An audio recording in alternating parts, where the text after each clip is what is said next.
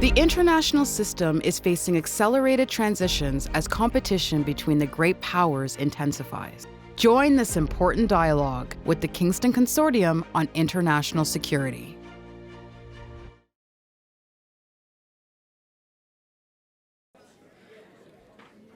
It's my pleasure to introduce the next moderator, Dr. Marc Ozawa, who is coming to us as a senior researcher from the NATO Defense College in Rome. His research and publications focus on NATO-Russian relations and Russia's relations with its neighboring countries. He will be leading this panel's discussion on diplomacy and international cooperation. And we also have one of our panel members who is online. Sir, please, over to you. All right, thanks very much. I also wanted to extend warm greetings and best wishes from our research director, Thierry Tardy, for fruitful discussions. We're happy to participate again in this conference. And thank you very much for giving me the opportunity to moderate this panel this morning. I think having benefited myself from scientific programs between the University of Alaska a long time ago and the Northeastern Federal University in Yakutsk in the Russian Far East, this topic is one of particular importance to me. So this panel will focus on the potential for international cooperation in the High North.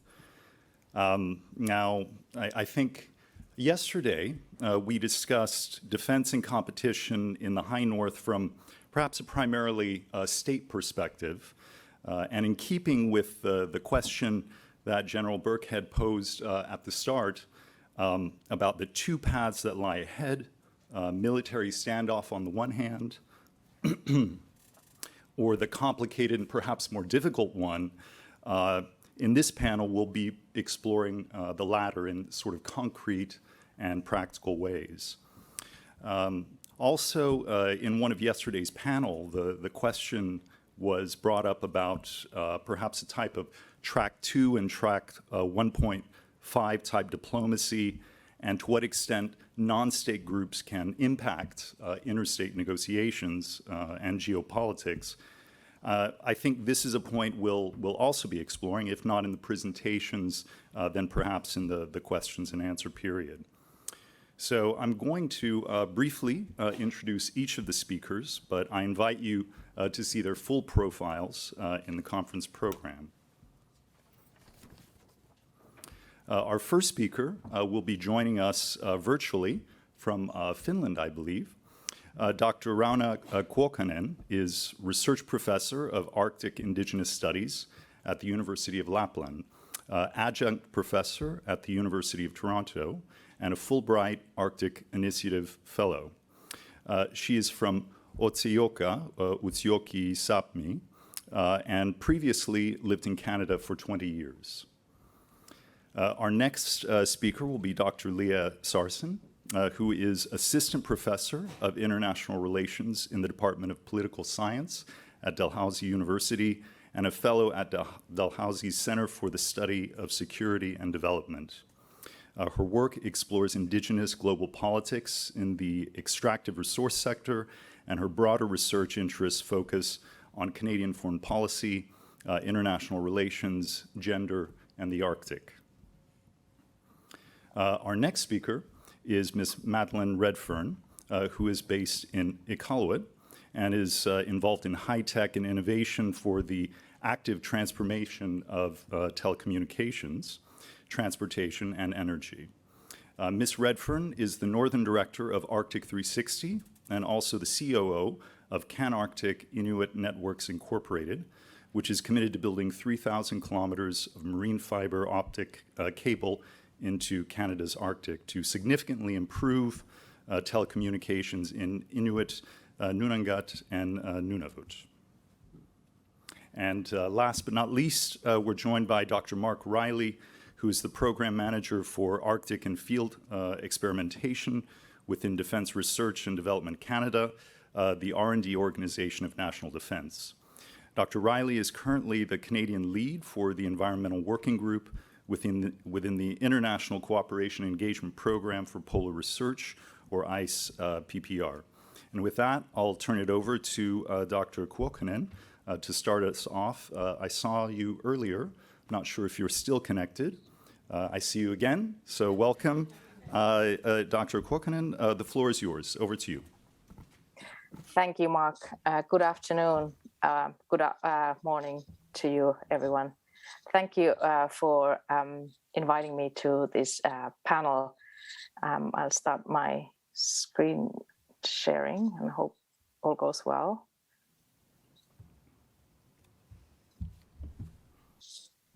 So my talk is titled Arctic Indigenous Diplomacy in the New Era.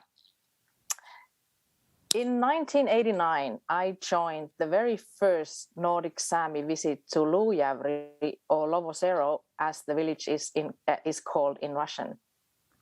Lovosero is a small settlement of about 2,800 inhabitants in the Kola Peninsula, and the biggest Sami town in Russia.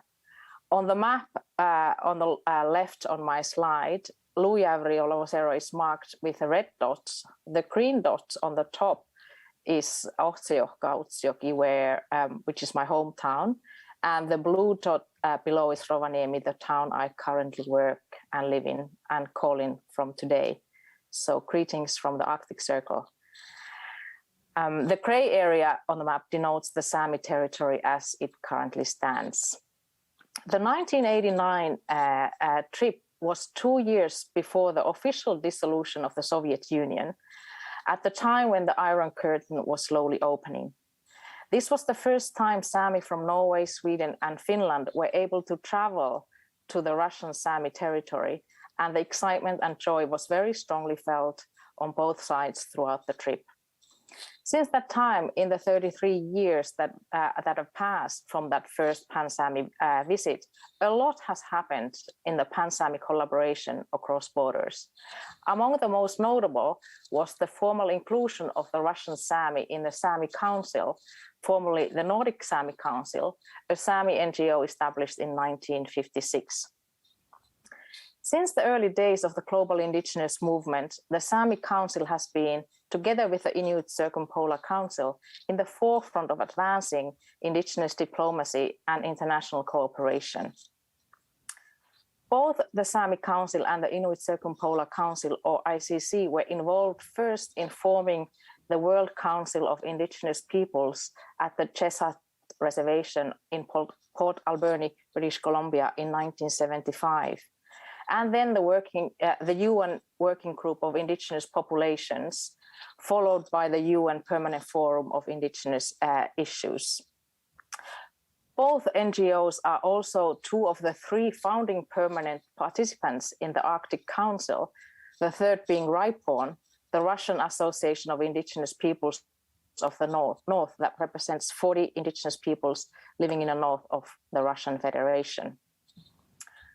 Volumes have been written about indigenous diplomacy, its challenges and successes in international arenas, and I won't go there today. In my talk, I want to briefly reflect on the new era of indigenous diplomacy in these dark times of climate crisis and the ongoing war in Ukraine. In 1989, in Lovosero, during the visit that in part was a celebration of the end of the Cold War, I doubt none of us could have imagined that the Iron Curtain would be drawn and the Pan-Sami collaboration made very difficult, if not entirely impossible, once again. As the result of Russia's attack in Ukraine, the Sami Council was put in a difficult position and first had to tread the water very carefully in order to avoid jeopardizing their members and staff in Russia. Later in April this year, the Sami Council was forced to halt all cooperation with the Russian Sami section due to RIPON releasing a statement in support of Russia's quote-unquote special military operation in Ukraine. The Kola Sami Association was one of the signatories of that statement. Up until then, the Sami Council had been attempting to continue collaboration with the Russian Sami, but now we are in some ways reliving those days where the Nordic Sami had very little contact with the Russian Sami. Yet these circumstances are not entirely new, given the nearly 3 years of the pandemic, which in spring 2020 effectively closed all the borders that divide the Sami territory into 4 nation states. The consequences of the pandemic border closures and cessation of international collaboration with Russia have already gravely impaired Sami collaboration internally and will no doubt impact the Sami ability to carry out their international work of diplomacy in multilateral organizations such as the United Nations and the Arctic Council, if and when it resumes its operations. As no doubt most of us know, the Arctic Council is globally unique intergovernmental forum because its core structure involves Arctic indigenous peoples through the category of permanent participants who have full consultation rights in the Council's negotiations and decisions. And that was in my previous slides. Currently, there are 6 organizations. Notwithstanding this right, and that the Arctic Council is premised on active, meaningful participation and involvement of circumpolar indigenous peoples, the permanent participants were not consulted about the suspension of the Council's activities earlier this year.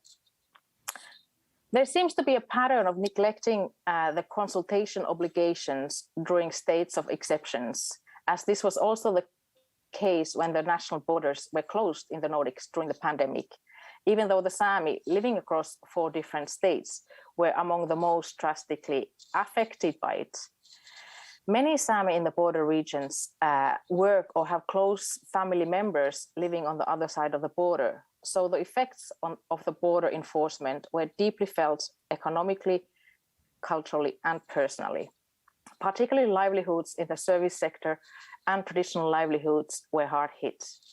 Community and family relations were unexpectedly suspended, as was Sami self-determination through the shutdown of nearly all forms of cross-border collaboration of Sami institutions. The Arctic is a place where over 40 different indigenous people live and call it home, and have done so for thousands of years. This is about 1 million people, or 1/4 of the Arctic's entire population. There is an increased economic and strategic interest globally in the Arctic. Last week, the US Secretary Blinken revealed the new US national strategy for the Arctic. One of the 4 key pillars of the strategy is the deepening of international cooperation in the Arctic. And one of the 5 main principles to carry out the strategy is to, quote, consult, coordinate, and co-manage with Alaska Native tribes and communities. International diplomacy and collaboration that actively involves and includes representatives of these 40 different peoples is essential in ensuring indigenous futures in the Arctic. Most, if not all, of the 40 Arctic indigenous peoples continue to be heavily involved in traditional economies and thus dependent on access to healthy lands, waters, and ecosystems. Various economic development initiatives ranging from extractive industries, forestry, hydro construction to tourism have long diminished the prospects of Arctic indigenous futures that involve traditional land-based economies. In the past years, the loss of land and access to it has been accelerating, compounded by climate change, which in the Arctic, as we know, is much more rapid than the global average. Climate change has both direct and indirect consequences for Arctic indigenous peoples. Direct impacts include permafrost thaw, increased rain on snow leading to icing, and wetter and windier weather in general, to mention only few, all of which severely imperil traditional economies and livelihoods. Indirect impacts consist of increased pressure on indigenous territories by extractivism and renewable energy projects in the name of the green transition. The Arctic region is considered a global leader in renewable energy developments. The other side of the coin is that certain regions and ecosystems seem to be sacrificed in the name of the clean energy. For example, of the Sami territory, only 4% has not been impacted by industrial development. Particularly the highly area-intensive wind industry has proven deeply destructive for what remains of Sami traditional economy of reindeer herding, as many of the onshore wind development projects have been built and are being built in areas central to reindeer herding. The reality of direct and indirect effects of climate change has been referred to as the Sami paradox. The Sami are negatively impacted by the warming climate as well as the renewable energy transition. I recently visited Inuvik in the Northwest Territories, where I learned that the entire community of nearly 4,000 inhabitants are almost entirely dependent on diesel, 5 million liters of diesel annually, which makes Inuvik the Northwest Territories' largest diesel-powered community. While other places switched to renewables, Inuvik has switched from natural gas to diesel, in part as a result of the failure of the Mackenzie gas project. Now the home heating fuel, diesel, is being trucked from southern Alberta. To change this, Inuvik is in the process of constructing a wind turbine 20 kilometers outside the town to increase local energy security and lower the cost of living. Officials hope the single turbine, which arrived on the barge during my stay, will reduce the amount of diesel needed for power in the community by about 30%. The Inuvik wind project, however, is one of the countless victims of the rising transport and other costs, as well as supply chain problems, and therefore currently stands more than $20 million over budget. Globally, many indigenous communities are energy insecure due to their remoteness, high cost, aging infrastructure, and local carbon footprint and pollution. This is not a new phenomenon, but has been created by colonial energy governance based on centralized, large-scale extractive energy sources that rarely generate local benefits. To change this, in the past decade, there has been a surge of indigenous communities taking control of their energy production and hence energy security and governance. Often these initiatives involve renewable energy such as solar and wind. However, national energy policies often limit opportunities for communities to get into the energy market. There are also institutional barriers to developing renewable energy projects. In the Northwest Territories, for example, bureaucracy and the Northwest Territories Power Corporation's monopoly on the electricity market are seen as creating challenges for communities to get involved and lead projects. Moreover, as the Inuvik wind project demonstrates, in the Arctic, the remoteness of communities and limited infrastructure makes doing energy projects difficult and more expensive than most other places. A number of scholars have noted that indigenous peoples may value renewable energy for several reasons, including economic benefits, reliability, community suitability, collaboration and trust, capacity building, environmental concerns, and energy autonomy. A recent study from the Western Arctic by McKee, Parley, and others, and this is a region including Inuvik, however, demonstrates that the idea of community renewable energy is too simplistic in the highly complex governance landscape of the Inuvialuit settlement region. The 2021 study suggests that while bottom-up approaches to energy are desirable in principle, it is critical to account for the different interactions and functions of diverse actors. There are a large number of actors involved in energy governance, and it appears that higher levels of government are responsible for rule and decision policy making. This may have implications for the types of energy projects which can be pursued in communities. The same study notes that the perceived lack of meaningful engagement might be a barrier to addressing energy insecurity in Inuvik and the Inuit settlement region more broadly. Energy security concerns for most Arctic indigenous peoples are the same. High costs of heating and lighting homes and communities in the region where winters are long and dark. While the Inuvialuit in the NWT seek to switch to wind energy, the Sami in Scandinavia call wind energy as green colonialism. In other words, although energy insecurities are shared, the solutions are not. Given that the focus of our panel is diplomacy and international collaboration, I'd like to conclude with some preliminary remarks on something that I don't think has received much academic or other attention so far, but what I call indigenous energy diplomacy. As a term, energy diplomacy emerged during the second oil crisis to characterize states' objectives to provide and guarantee energy security. Today, energy diplomacy is seen as a tool of foreign policy seeking to improve access to energy resources and markets through dialogue, negotiation, lobbying, and advocacy. The reason for the emergence of energy diplomacy is the growing impact of energy on national security and economy. For example, contemporary EU energy diplomacy seeks to accelerate the global energy transition. Arctic indigenous peoples are not, by and large, in a position of engaging energy diplomacy in the conventional sense. They are not states with their own foreign policy and are not in charge of national security or economy.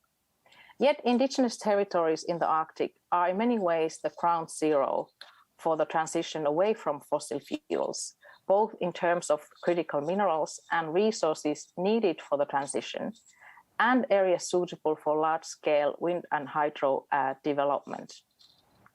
In such context, Arctic indigenous energy diplomacy is not only obvious, but necessary, involving activities to improve indigenous participation and involvement in national and regional energy governance, including planning, policy and decision-making, implementation, and construction. In many ways, indigenous peoples, such as the Sami, Inuit, and others, have already been engaging in energy diplomacy for decades. One could even suggest that one part of indigenous international diplomacy has always been about energy projects and energy diplomacy. Energy diplomacy has, however, gained a new critical edge for nation states and indigenous peoples alike in the past few years. Arctic indigenous energy diplomacy also denotes the fact that while Arctic indigenous peoples share many similarities and concerns, there are notable and significant differences between regions and people's approaches to energy security and energy development. The problem shared across the board is that although Arctic indigenous peoples have long engaged in energy diplomacy, even if it hasn't been called as such, it has frequently been overlooked and dismissed by state and corporate actors. Considering, however, that the eight Arctic states have, through the Arctic Council and beyond, committed to collaboration with Arctic indigenous peoples, it is also expected that Arctic indigenous peoples, it's also expected that Arctic nation states' policy frameworks take indigenous energy diplomacy seriously. If not, Arctic indigenous peoples have no other option than resort to other approaches, such as protests and peaceful direct action, to protect their futures and Arctic homelands. Thank you.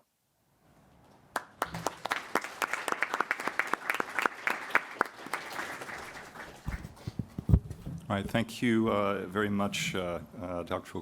Kuokkanen. You gave us a lot to think about and this term of indigenous energy diplomacy, I think resonates with some of the discussions that we also had yesterday. So I'm curious to return to that perhaps in the discussion. So next, Dr. Sarson, over to you. Should I go up before? It's up to you. Yeah, as you. Yeah.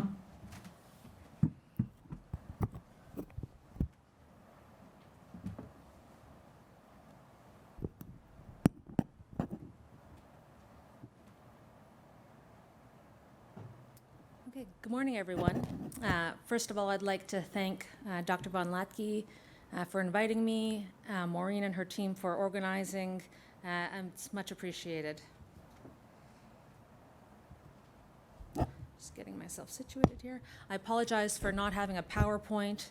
The U died on my keyboard yesterday, and writing words like Indigenous and Inuit and resources and security absent a U just became a little too tedious. One of the nice things about presenting on the second day is that you have the chance to gather all the observations from day one. And one of the things that I was struck by, without sort of calling anybody out, was the divide between those panels that recognized the importance of Indigenous peoples in the Arctic, that acknowledged Indigenous peoples in the Arctic, and those panels that did not. That did not mention the people who live in the region at all. Like Professor Kuokkanen, I will be looking today at Indigenous diplomacies, but with a particular focus on Canada. It's important to mention that we can't be having the conversations that we're having here without prioritizing the needs of the people who actually live in the Arctic, the people whose land we're actually discussing. Dr. Rivard-Pichet reminded us yesterday that the threats that we're talking about are not necessarily conventional threats. They're not necessarily military threats. And indeed, many Arctic scholars, many Northerners, tend to cite issues related to daily life as much more pressing than some of the concerns that we've talked about over the last couple days. Of course, things like housing, socioeconomic issues, violence against women, services such as healthcare, et cetera, et cetera. Inuit leadership, Indigenous leadership in the North recognizes this, and recognizes, as Mr. Hyder emphasized yesterday, that solutions to these problems require capital. Lots of other initiatives too, but certainly capital. And so to return to the theme of the panel, this desire for capital can encourage the kind of international cooperation that we're interested to hear this morning. And this desire for capital can encourage investment seeking globally. Right? The literature on Indigenous diplomacies, on what we call sort of para-diplomacy, sub-state diplomacy, multi-level diplomacy, recognizes that these diplomatic activities by sort of non-state actors are often spurred by a desire to seek capital, investment seeking essentially. More often than not, these activities align with the priorities of the state, in my case, the Canadian state, but it's important to recognize that that's not always the case. Infrastructure, which we've talked about extensively over the last couple of days, and resource extraction are two of the most capital-intensive areas of potential investment in the region. We know that the costs of development in the high north are about 250 times higher than they are in the south. We also know that in many ways, Indigenous governments drive infrastructure projects in the Arctic, and that these governments have long struggled to engender understanding from other levels of government about local needs and priorities. A disconnect that sometimes leads these governments, this leadership, these organizations to look to the private sector for the massive, massive levels of investment that are required in the area, in the region. Moreover, as again we've noted, while the entire Arctic is warming at rapid and alarming rates, northern Canada is among the specific areas projected to see the most dramatic increases. And we know that these changes will have profound effects on the infrastructure in the region: roads, pipelines, ports, airports, etc., and that the projected costs associated with these changes is in the billions and billions of dollars. And that such expectations for spending have forced not just Indigenous governments, but all levels of government to look to foreign investors for financing for some of these projects. Coinciding with these rapid changes in climate are the increased mobilization of Indigenous peoples, of Indigenous communities, of Indigenous governments, national and international recognition of Indigenous rights. Professor Sharon talked about UNDRIP yesterday. Corporate policy reforms, so gradual corporate recognition that Indigenous peoples need to be consulted, and the strengthening of Indigenous political institutions, all of which play a role in the changing dynamics, the legal and political context in which international cooperation in the region occurs. So you have Indigenous governments, Indigenous leadership in the region seeking foreign financing, and you also have foreign entities, foreign governments, seeking opportunities for investment. Several East Asian states, as we've talked about, have positioned themselves for some of these opportunities. Asian expertise and technology in areas like shipbuilding, icebreakers, steel manufacturing, other major infrastructure projects like ports, road construction, plus the significant financial resources that they may bring, give some Asian states considerable reach. And there's considerable conversation, as we have discussed, about Chinese investment in Canadian infrastructure. Yet far too often, these conversations ignore Indigenous peoples. Scholars, practitioners, lobbyists, politicians, investors are all implicated in these areas. 2019 handbook specifically on Arctic politics, Arctic policy, has a chapter on East Asia investment that only mentions Indigenous peoples once, and that's just in passing. We know that strategic concerns involving foreign investment and influence over key Arctic initiatives has been a focus of much of the literature on Arctic infrastructure in the last few years, and that a lot of this literature concerns China's strategies.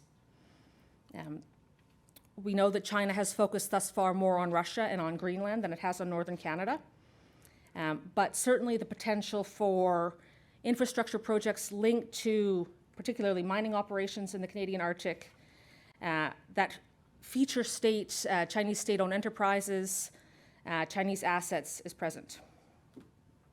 And as Canada well knows, as everyone in this room well knows, China has not proven itself to be a reliable partner for Canada.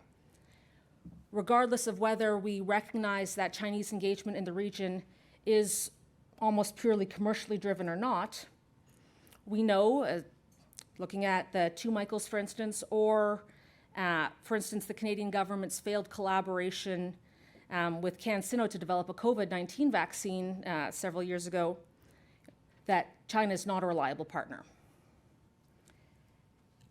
We can also look to China's dealings in Greenland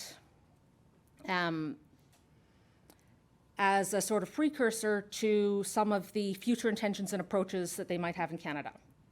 The Prime Minister of Denmark has expressed alarm about the possibility of Chinese involvement in Greenland. The US Pentagon has expressed its concern about Chinese investment in the possibility of China funding and building airports in Greenland.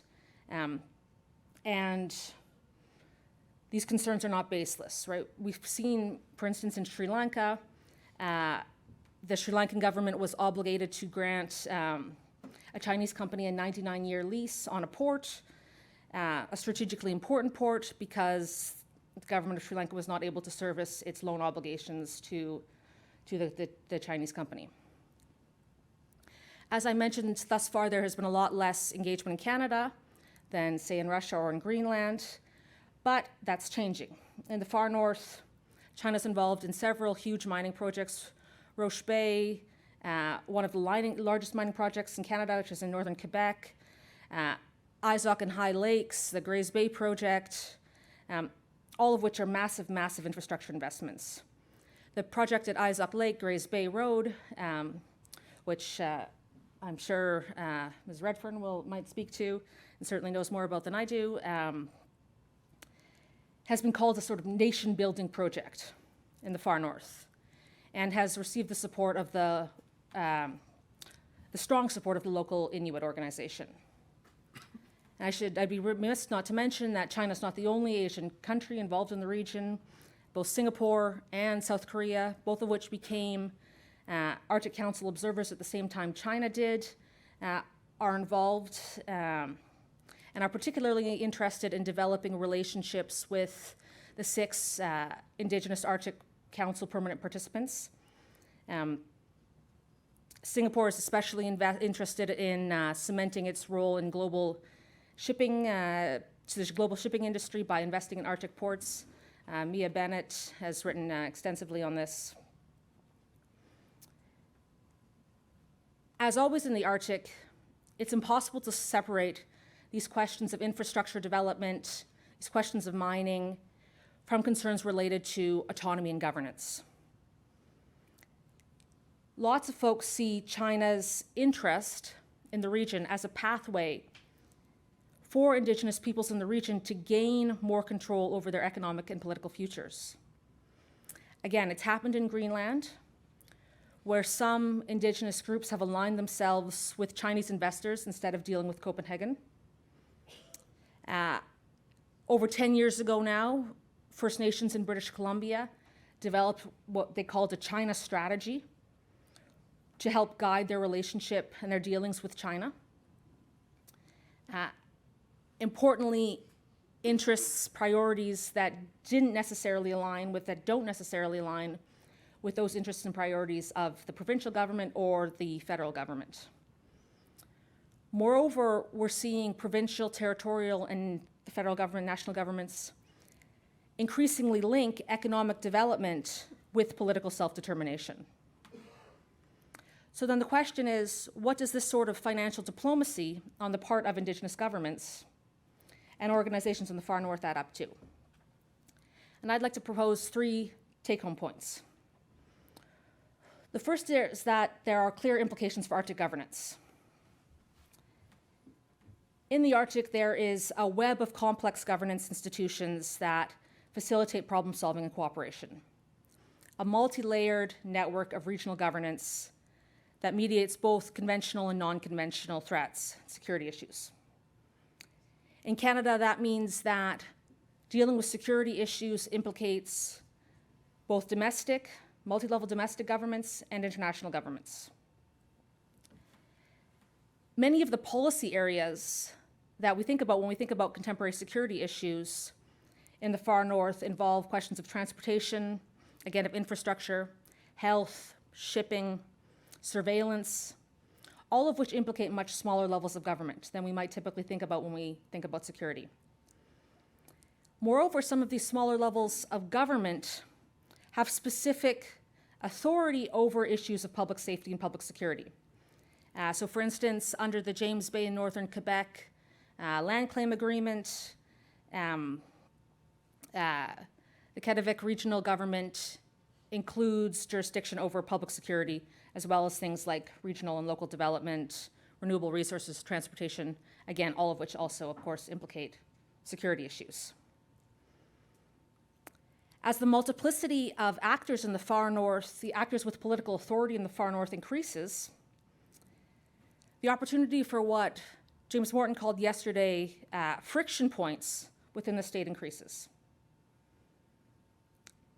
The global activities of Indigenous peoples, of Indigenous communities, Indigenous governments in the far north highlight not just the need for innovative governance arrangements that recognize the rights and autonomy of Indigenous peoples, but also the implications that these changes have for effective policymaking.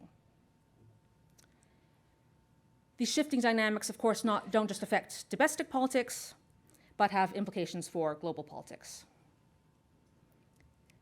The second take-home point that I'd like to emphasize is the implications for relationship building. Again, to reference Mr. Hyder's remarks yesterday, he spoke about capital's desire for certainty, for stability, for predictability. And we know that among the goals of Canada's relationship with Indigenous peoples is to create that certainty that capital desires by ensuring future control over land and sovereignty. And there's been considerable scholarship regarding the relationship between enhanced Indigenous autonomy, enhanced Indigenous rights, and decreased certainty or predictability for investors.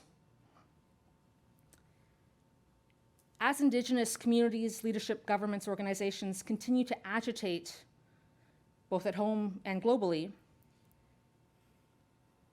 for their interests, both the reality and the perception of overlapping authorities in Canada leads to questions about who controls what.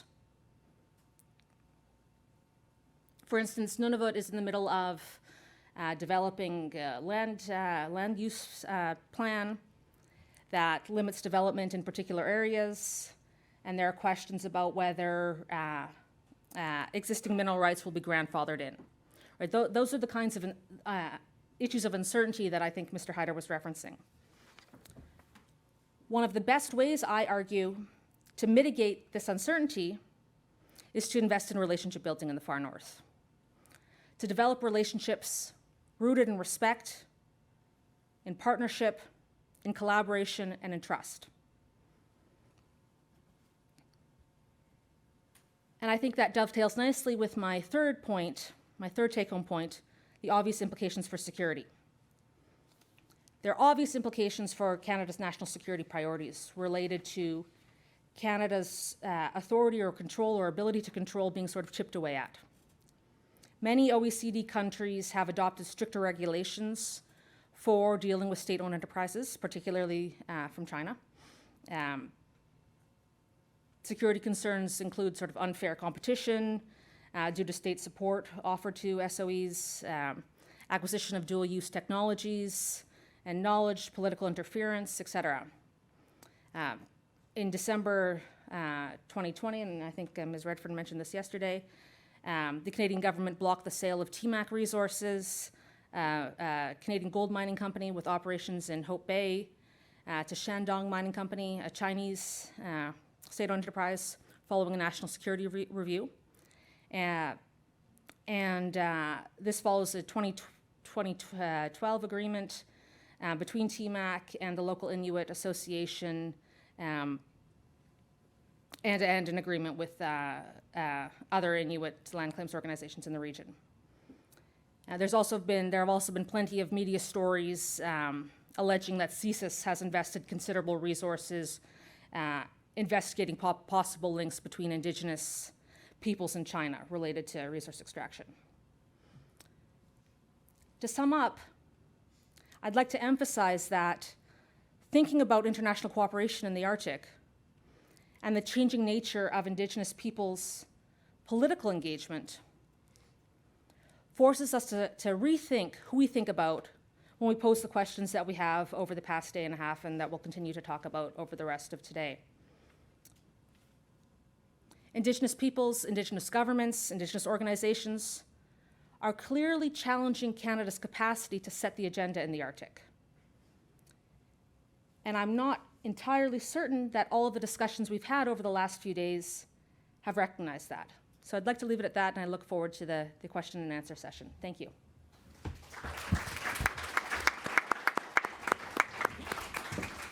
Thank you very much, Dr. Sarson. I thought that was a nice complement and further development to some of the points that Rauna had also opened with. Ms. Redfern, over to you. Yeah. If you prefer to stand up or sit down, as you wish. Okay. And this works? Yes. Wonderful. Hopefully. Thank you. So thank you very much. I'm the only non-doctor on this panel. And actually, I replaced my colleague, Dr.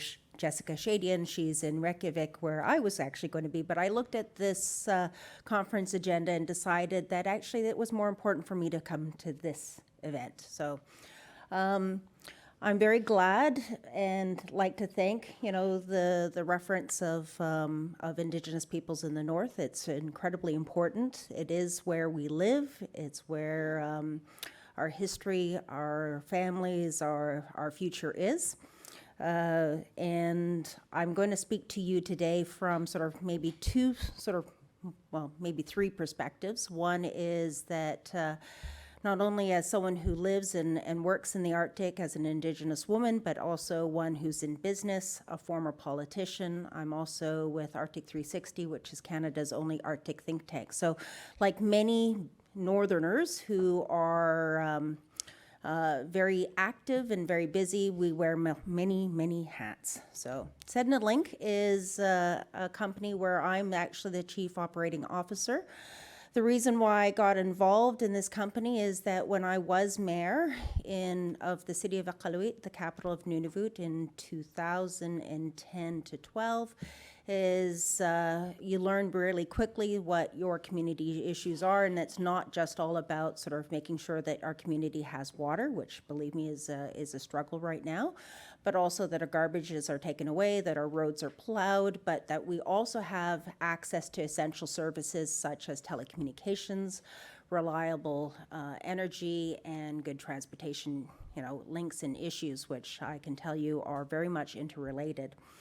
When in, October 2012, folks might remember or might not, since it's pre-pandemic, and my memory is struggling since, anything before 2020.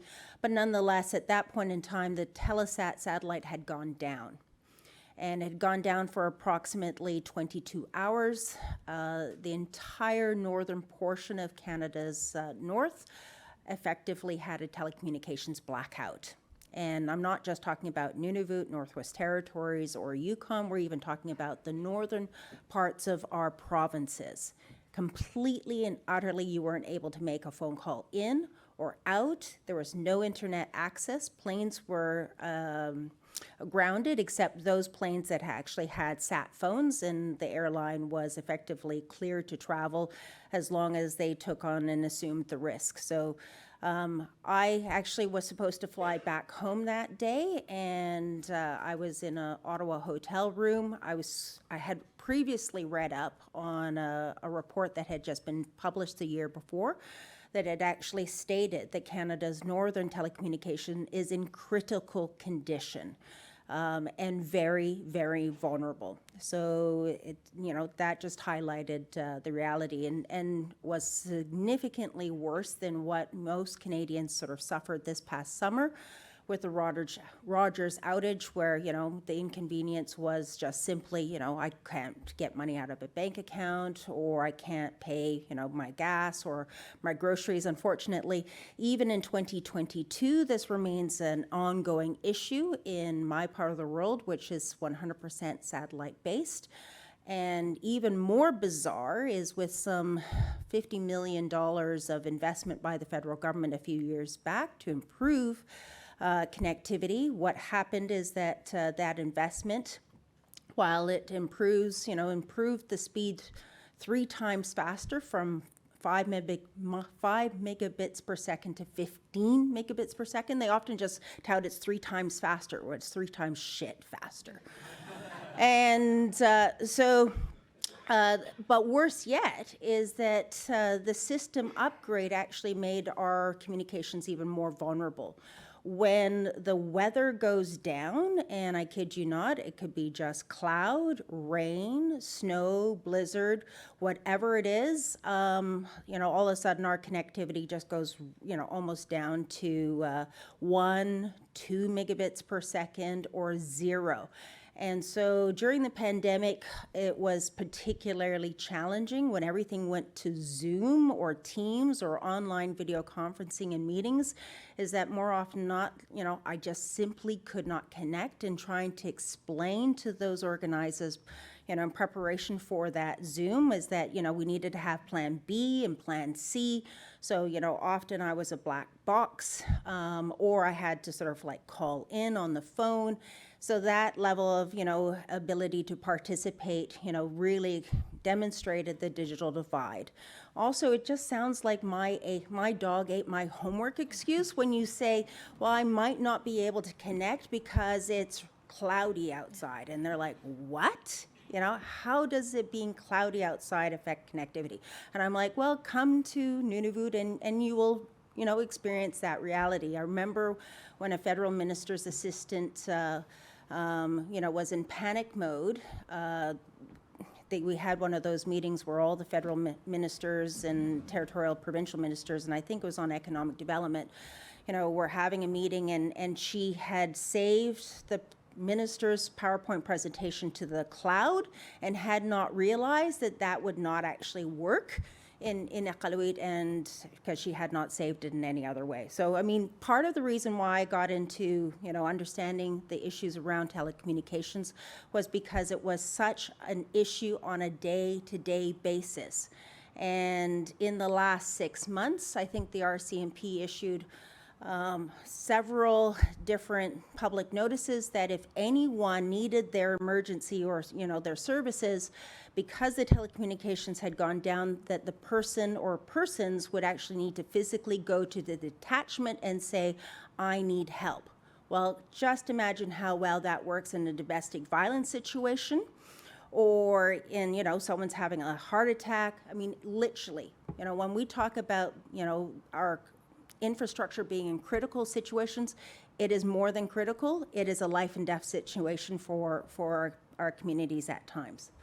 So that's just kind of an intro to why I got into telecommunications. I'm also, maybe just briefly explain, I'm the special advisor to the Canadian Nuclear Laboratories and to Ultra Safe Nuclear Corporation, and a member of the Indigenous Working Group on SMR, so transformative energy. I'm not going to focus on that today, other than to say that energy actually is a necessary component of telecommunications infrastructure. So when you're working on something like fiber optic cable, energy is one of the key essential, sort of elements that one needs to actually have in place. Canada. Nunavut is Canada's newest territory, created in 1999 as a result of the land claim agreement that the Inuit signed. It took approximately 30 years to negotiate. Going to go really quickly, through it, just that not everyone realizes what part of, of Canada that I live in. We have approximately 38,000 population spread over 2 million square kilometers in 25 communities. 85% of the population are Indigenous, are Inuit, and there are no roads in, no roads out of the territory. Therefore, as said earlier, we're dependent on a very short season for shipping. And other than that, everything else is fly in, fly out, and is really expensive. I was actually just reminded by a comment yesterday of, just the logistics of even the military trying to fix a piece of equipment. Well, my neighbor, just ranted at me a couple days ago because he's installing a new kitchen, and it turns out there's no caulking in the capital city of Iqaluit, and because I'm kind of a weird hoarder, I happen to have lots. So, but something that caulking that might cost less than $5 at a hardware store, I see, a sign just out there, is about $20 in Iqaluit, and that's not even a dangerous good. If you want, I saved another contractor because I happen to have some, gap filler, and again, don't ask me why, but, I was able to happily give him that, and because it's under pressure and potentially explosive and dangerous, that $10 can is probably about $50 in Iqaluit if you can get it, which you can't right now. Infrastructure, as you've heard, over the last day and a bit, is just, it's our number one priority issue. Most of our communities were, created or around an existing Hudson Bay community store or an RCMP detachment or an Anglican church, so you're talking about one single white guy about 50 years ago, was the basis of why Canada chose the locations of our communities. They were never chosen based on, are they suitable for developing a community with many houses, let alone water. So Sanikiluaq doesn't have enough water, Igloolik doesn't have enough water for their population. It's not suitable for transportation. Kimmeroot's airstrip is way too short. Can only service a Twin Otter. And just imagine moving a whole community's groceries every week on a little Twin Otter that sits, no more than 8 people. And then when the weather goes down, they're literally without food for days. So there's been inadequate infrastructure investments for decades. I was part of a commission called the Kikitani Truth Commission.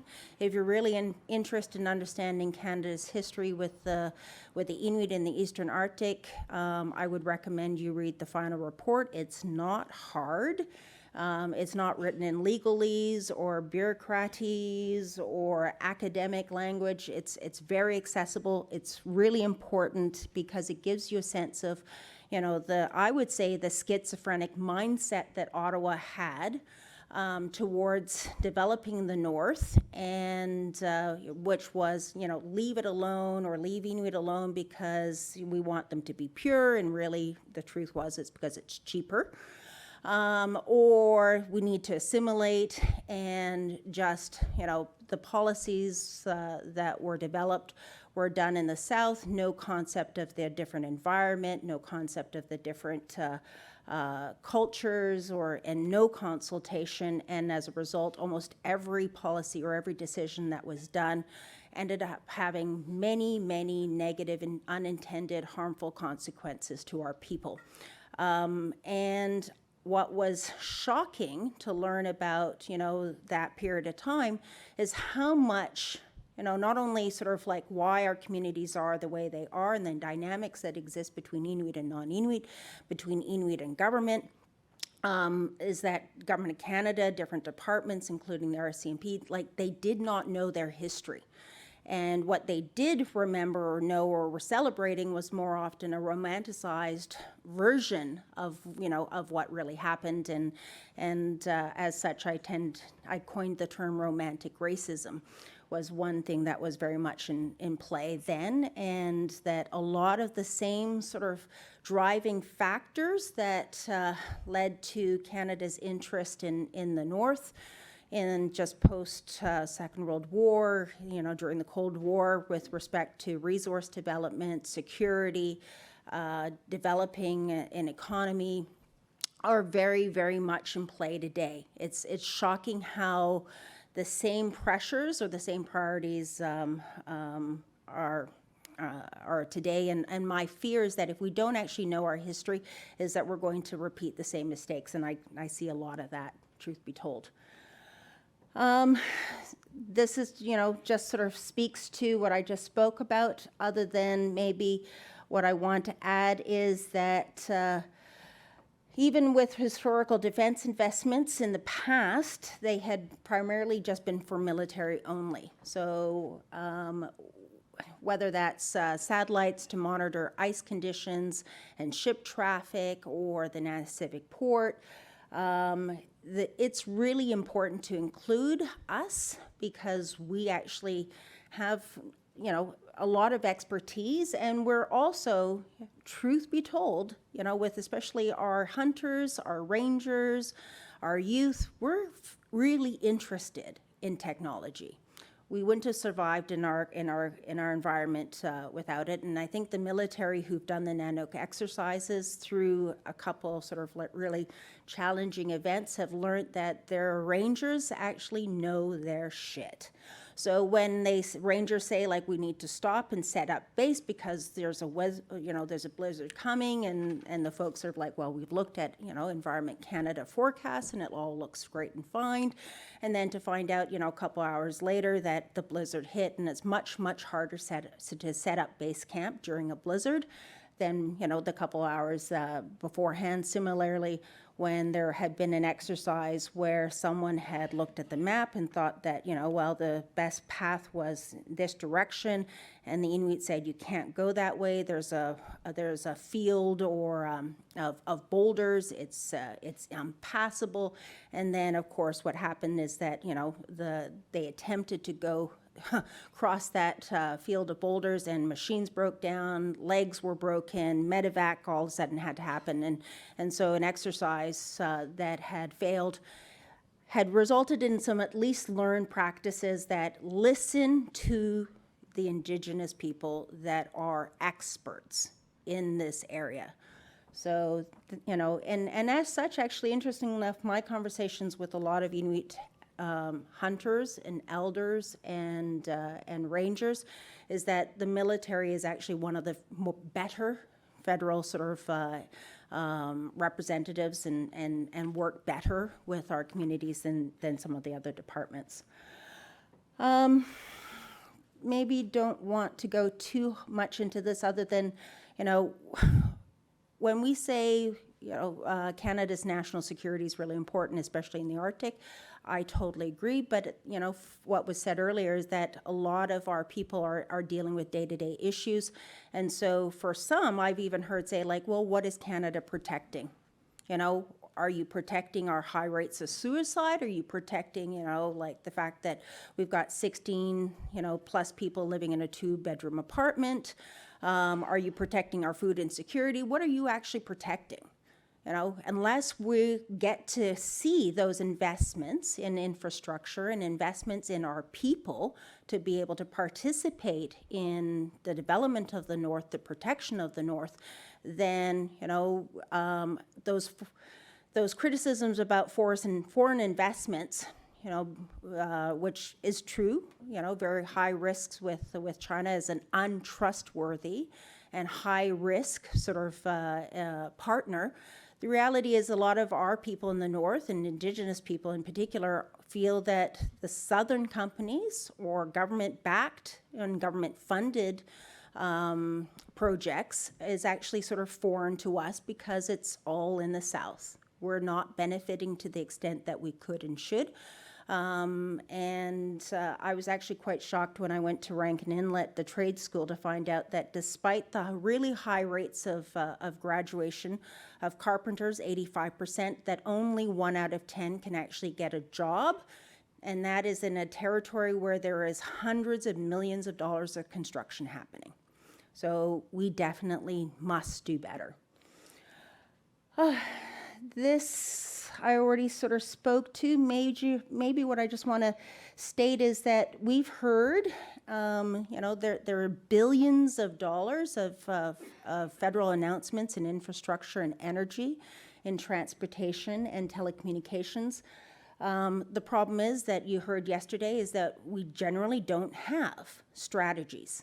And when the strategies that we do have, like in telecommunications, it's not a strategy that I understand as a strategy as a businesswoman.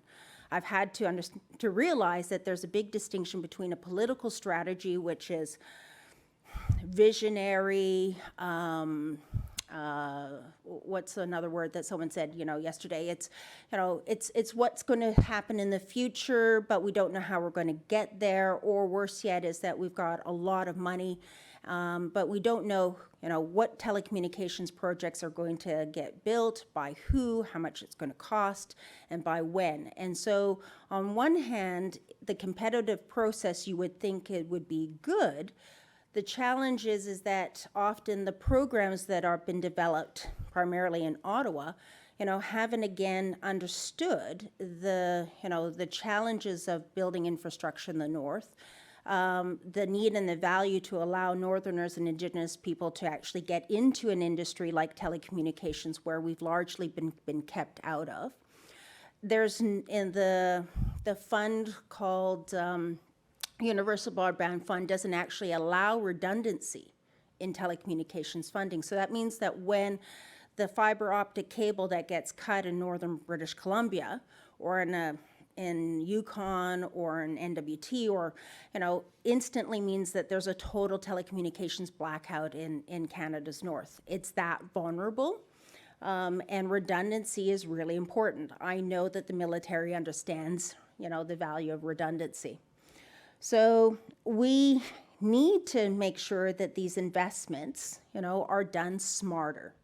We need to make sure that that is multi-purpose, multi-user, and multi-benefit, so that the investments that, can and need to be made are not just good for our communities, but also equally are good for, security and defense. When my conversations with those in the military at the highest levels, and a man, unfortunately, who's moved on, and I understand why, to NATO, but his role was to future-proof, Canada's military, and think about what does the military need in the next 20, 30, 40, 50 years, including in the Arctic. The same infrastructure, the same services are required by military as in the communities. And so there is an alignment, at least in thinking and an understanding, between the military and our northern needs. I can't say the same is true for some of the other federal departments that are actually putting the money out for investment. So nothing about us without us is something that sometimes we say, or our leaders say, and even some of our federal ministers say, but it's a bit more than that. It's also about nothing that affects us without us.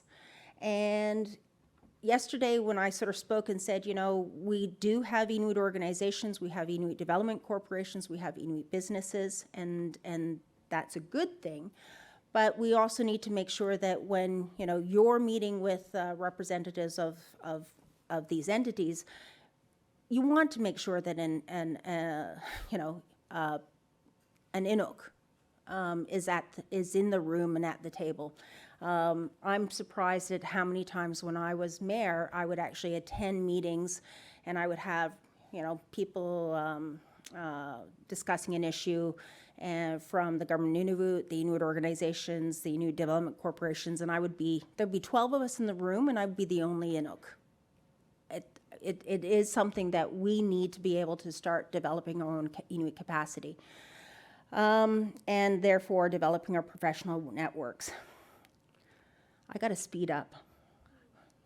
I haven't even talked much about this cable yet. Need for innovation, absolutely, and innovation is not only just technology based, it's also about sort of how we do things. So innovative processes. Sometimes that's forgotten about. I've spoken on that one. Okay, big issue for the North and for the military is not only the lack of good telecommunications, which I've spoke about, but the lack of marine data in Canada's Arctic. So you heard yesterday, the desire of military to have all domain awareness. Satellite, is able to provide a whole bunch of information of terrestrial and what's on the water. What we're really lacking in Canada's north is also the lack of what's happening in the marine environment.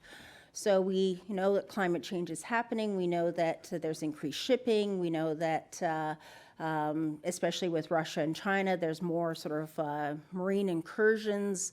There's a lot of new technological developments happening with underwater drones, and they are going to get bigger, just like we've seen in aerial drones. They're going to go further, and they are going to basically, go in our areas.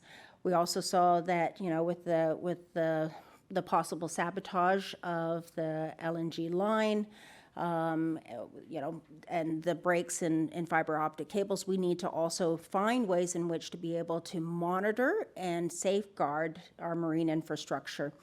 And there is a real opportunity, not just to sort of build a cable to Iqaluit because it's needed and improve telecommunications.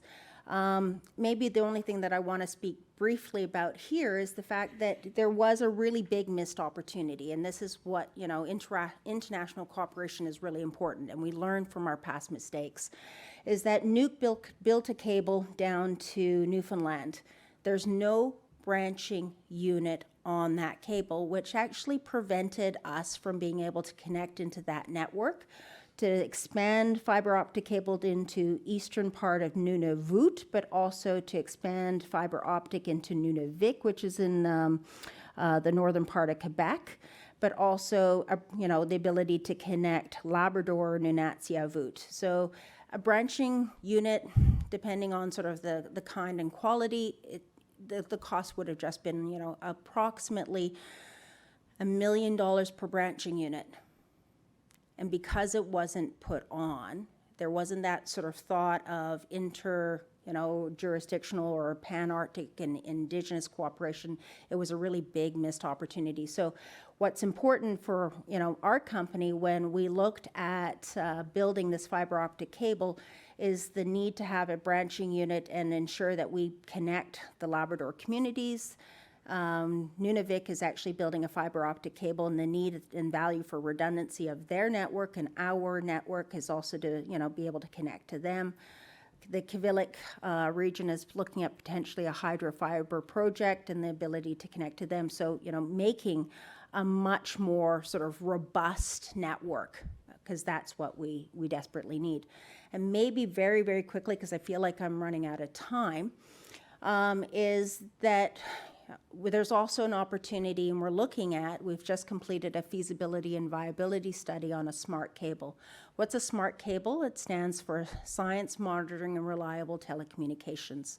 It's the ability to have sensors and robotics on underwater or subsea cables that allow us to collect data regarding pressure, temperature, currents, but also a noise. What is in the marine environment? Is it a pod of whales? So you can actually sort of in real time know and inform ship's captains so that they can do whale ship strike avoidance, but also drones. There's going to be more and more mining activities in the marine environment. We don't even have baseline data and understand what that impact might be.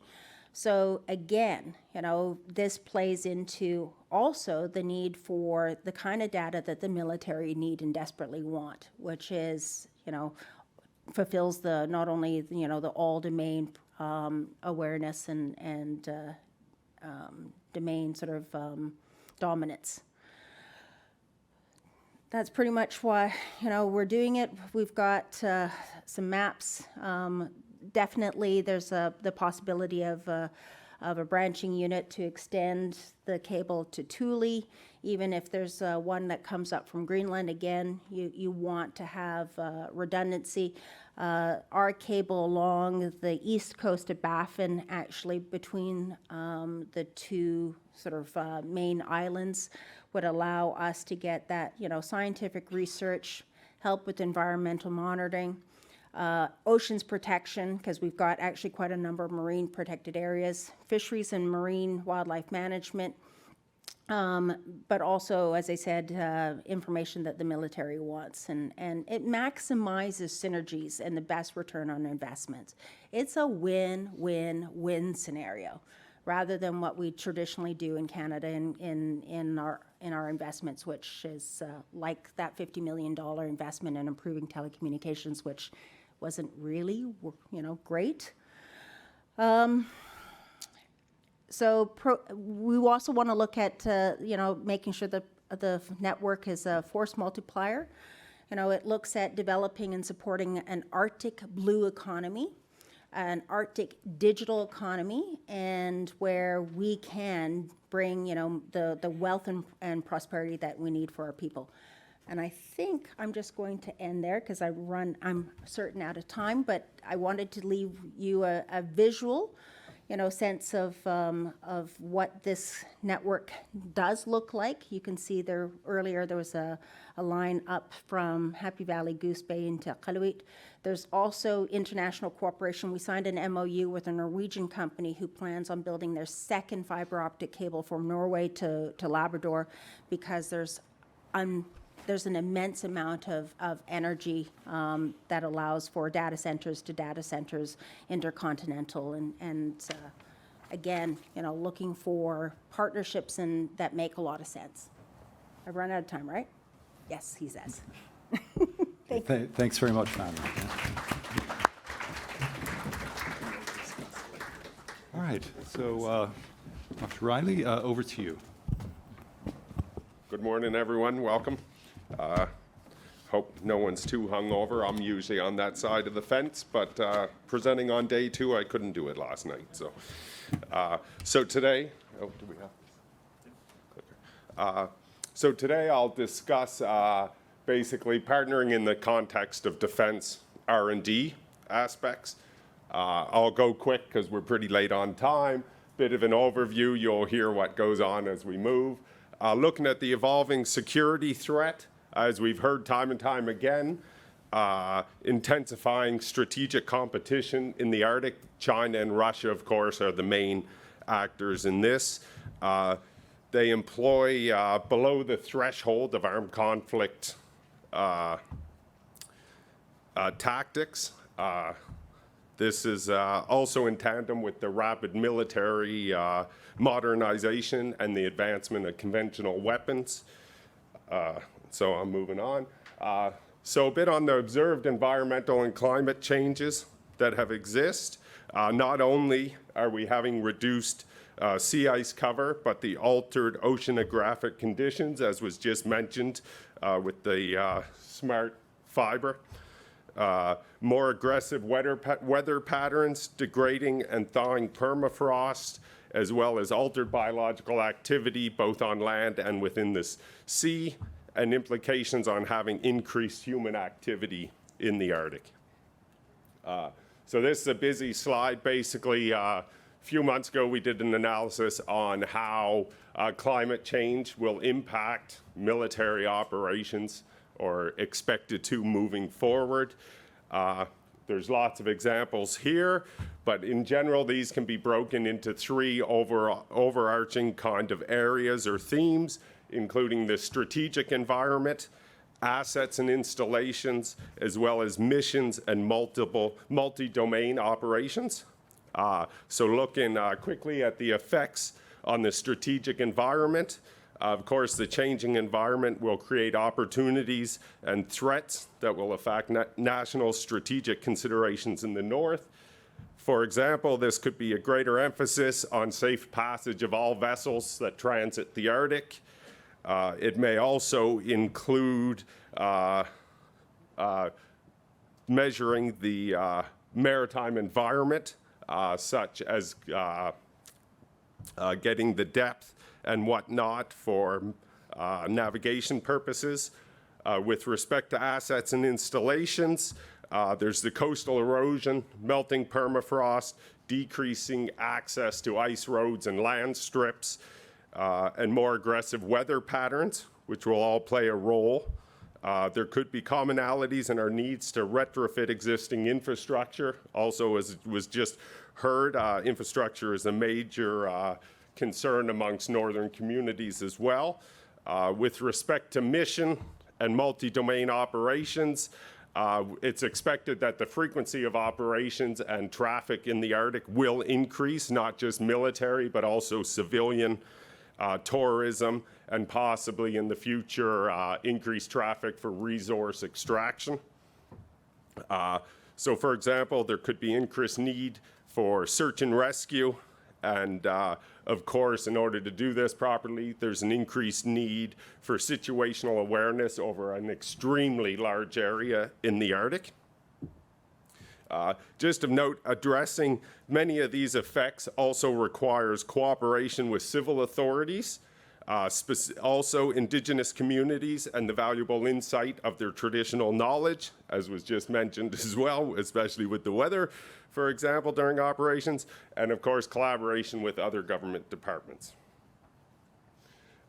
So basically, our overall guidance from the Government of Canada anyway, strong, secure, engaged, as was mentioned yesterday, which kind of notes Arctic security as a key focus area.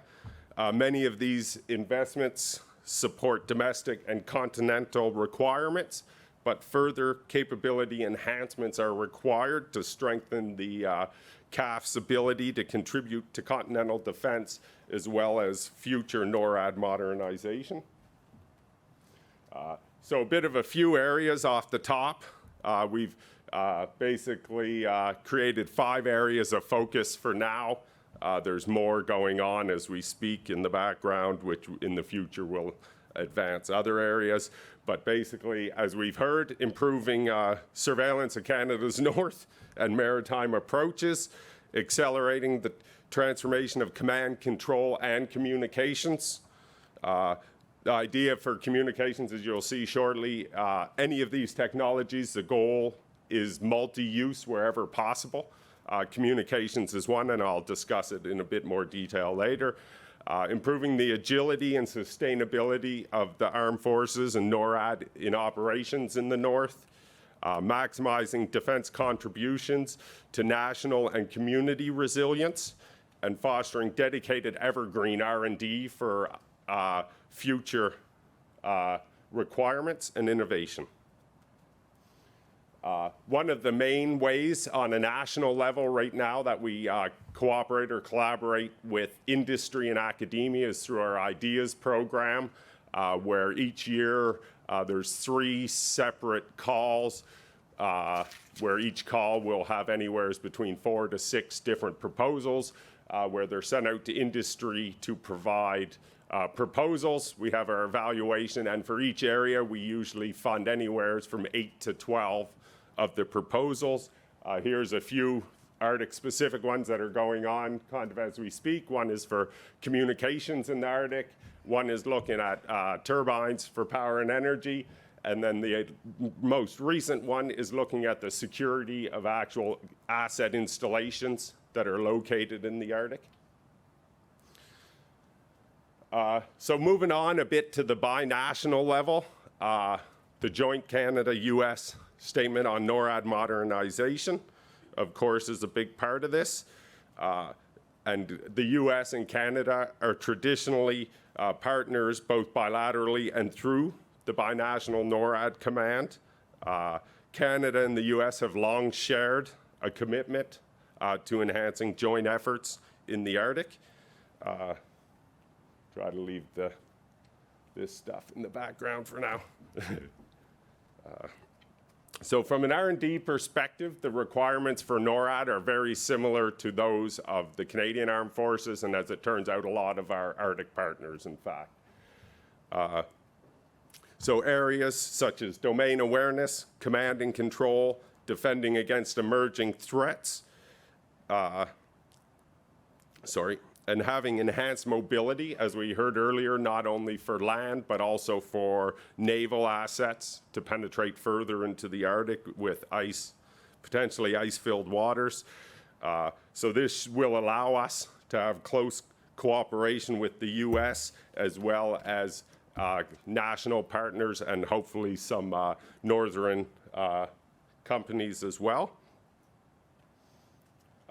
Moving forward, budget 2021 for the Government of Canada provided a huge number of funding, $163 million over 5 years to further the R&D of cutting-edge technologies to address NORAD modernization. So basically, from this, the following objectives related to the modernization has been proposed. This includes improved command and control and all domain awareness. As we heard a few times yesterday, the next generation over the horizon radar. We're also looking at space-based, the new next generation high-resolution space-based radar is another area. And then, of course, you have a few others that aren't quite as Arctic-specific, such as understanding and detecting evolving threats, such as hypersonics. And a big one, which will, for the northern communities, hopefully, will be to demonstrate low Earth orbit satellite constellations for communications in the high north. Also, on the international scale, NATO has developed recently their climate change and security action plan. 2 minutes? Their action plan. They basically, Canada is working with NATO into having 3 workshops. First was in June of this year. They basically stood up what you'll see on the next slide, which is the Climate Change and Security Center of Excellence, which is a Canadian, new Canadian, Center of Excellence. They also defined the 4 pillars of action for their action plan, namely adaptation, awareness, mitigation, and outreach. A few on enablers, as I said, the key one here. So CMRE is someone DRDC's worked for quite a few years now. Right now, there's a couple initiatives such as sea ice collision risk and prediction and mitigation for Navy ships, as well as looking at underwater communications. The big one is, for Canada at least, is the Climate Change and Security Center of Excellence, which was announced last year. Part of this series of workshops will be to help define a work plan for this Center of Excellence when it gets initiated in spring 2023. Further engagement is expected through these workshops. The first one was within basically all defense partners within NATO, and then the rest, as they move forward, they will expand it to bring in more and more, whether it be industry, academia, and hopefully northern partners. Bid on multiple Arctic engagement fora that we've had this year. As noted yesterday, it's been a pretty busy year. Arctic Security and Defense Dialogue. We had the Arctic Chiefs of Defense. Okay, sorry, I'm out of time, apparently. If anyone has any questions, let me know. Excuse me, sorry to cut you off, Marc. Yeah, unfortunately.